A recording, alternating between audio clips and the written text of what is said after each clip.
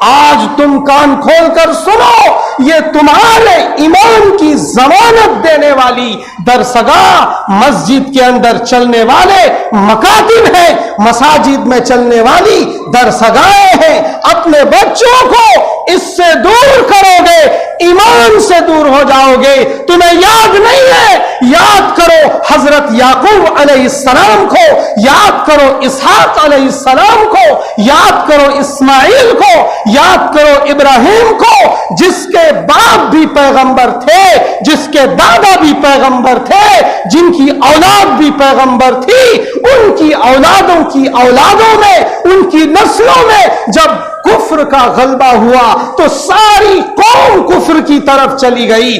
بتاؤ تم ان لوگوں کی پرورش کیسی ہوئی ہوگی جن کا دادا بھی پیغمبر، جن کا باپ بھی پیغمبر، جن کا چچا بھی پیغمبر، جن کا رشتہ دار بھی پیغمبر۔ ان کے گھر کا ماحول کتنا پر ایمان ہوگا، ایمان سے بھرا ہوا ہوگا، تب بھی ان کی نسلوں میں ایمان سے دوری ہو کر کفر کی طرف ان کی نسلیں چلی گئی۔ ہم تم سمجھتے ہو ایسا ہی چلتا رہے گا؟